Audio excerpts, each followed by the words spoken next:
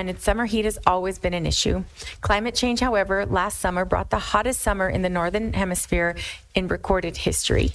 Each year, the summer death toll rises and more residents suffer from heat-related illness. As a member of the Board of Health, this was a huge item that we discussed at our last board meeting, and there's data to prove the increased heat-related illness and death. To try to remedy this, Pima County has created cooling centers for the general public. The increase in heat-related illness and death has prompted our office to bring this item forward for your consideration.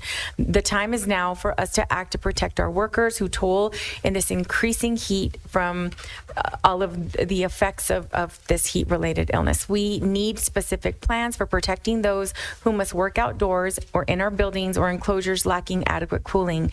It is not onerous, and it's the right thing to do. So there is an item that, as it's printed on the agenda, I'd like to suggest a couple of modifications. Considering that the staff is heavily involved in budget, but acknowledging the reality that summer is fast approaching, we're actually scheduled on record, or they're projecting to have a 100-degree day tomorrow. I would propose the following adjustments to this posted agenda item.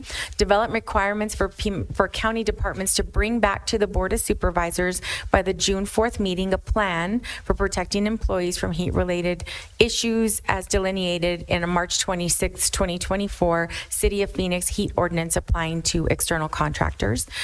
Develop a public campaign to be shared at the Board of Supervisors meeting on June 4th that would inform local businesses what Pima County is doing to protect its employees from extreme heat and encourage them to undertake similar measures. Develop a plan for county enforcement of internal and external mandates for protecting workers from extreme heat, and develop language for inclusion in all future contracts that would require their adoption of heat plans to protect workers from extreme heat working in departments of health, working with departments of health, procurement and risk management, and focus groups with employees who work a significant portion of their routine day to create this language. And so I think that that's critically important because you know, I can sit around with a bunch of people that work indoors and come up with heat plans and maybe come up with things that we think are going to be helpful, but that might not be something that's being asked for by those employees who are working every day in this heat.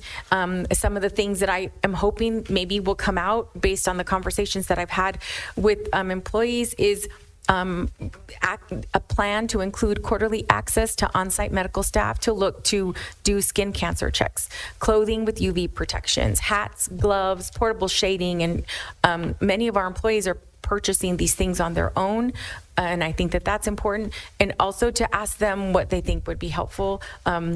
Modified days to start really early and maybe end late, you know, like there's a break in the middle. All of those things are things that I think would at least start to come when we're asking workers who work in these very hot environments what would be helpful for them. So with that, that's sort of what I was bringing forward. I'm wondering if my colleagues have any thoughts on the item. I know this is the first time we've looked at it, but it really did come about as the impetus for it was the City of Phoenix passing their heat ordinance, and then us looking at what is it that we're doing to protect our employees first, and then rolling it out to hopefully, and that's something that would come back to the board, obviously, asking all of the vendors and organizations and companies that work with Pima County to also sign on to this kind of heat protection plan. Madam Chair? Supervisor Christie. Yes. For clarity purposes, what you're forwarding, is that in the form of a motion to amend this and then bring it back unvoted on today at the June 4th meeting? Yes, for the plan to come back to the board. And I can say that in the form of a motion. Second. And have a second by Supervisor Hines. Go ahead, Supervisor Christie. My question then is we're not going to be voting on any of this today until June 4th.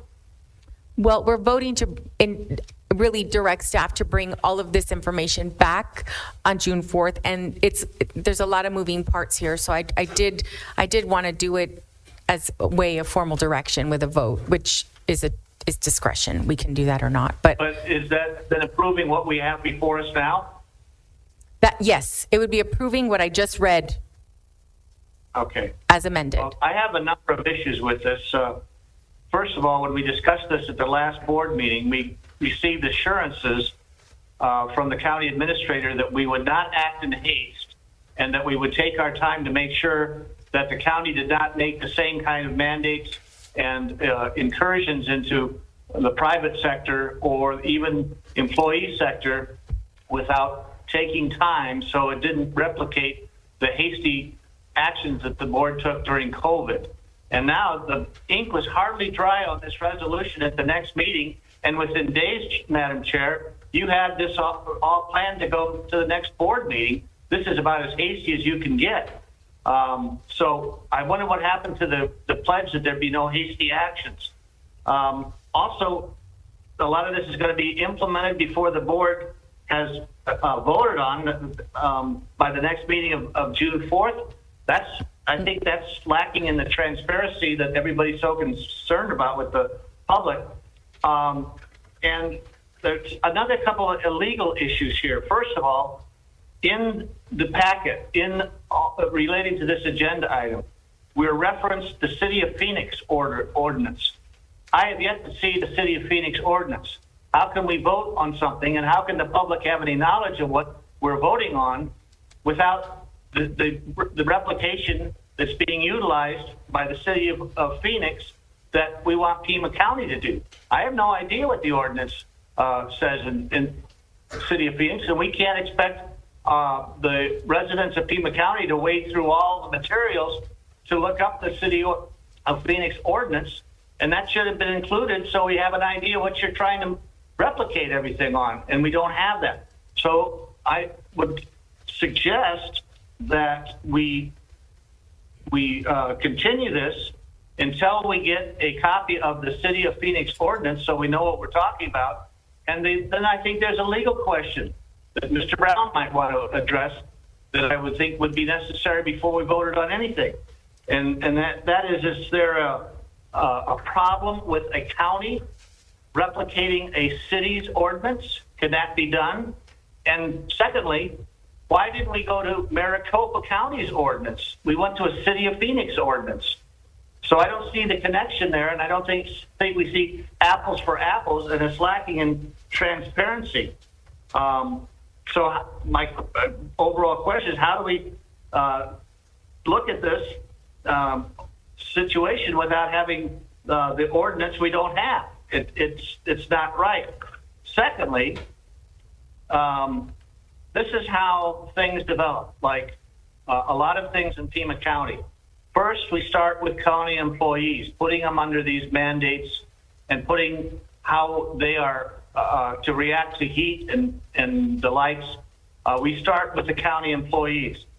Then it goes to the county contractors, those who do business with the county.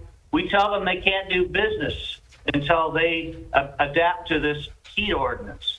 And then finally, and most egregiously, it goes to the private sector, to Tucson businesses, that the county is mandating all kinds of regulations on their employees, and that could lead to higher wages. It could lead to shutdowns of businesses. It could be put into any kind of form, just like COVID was. And I can see it happening. The board, through this process we're dealing with today, sets a high bar. Like, let's say when the temperature reaches 90 degrees and is sustained at 90 degrees for X amount of days, automatically employees will get paid an additional, what, $5, $10 an hour?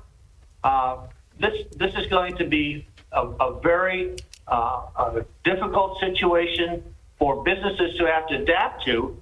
And it seems to me, being a former employer, and the most important thing right now with the scarcity of a workforce, that employers would make sure on their own that all employees were protected and all employees were aware of the hazards of heat.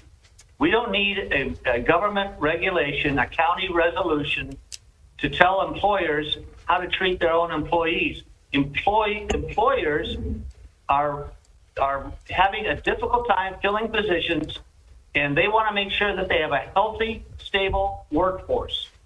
And to try to tell them how to do what they're probably already doing is not only redundant, but it is a real incursion into the business community.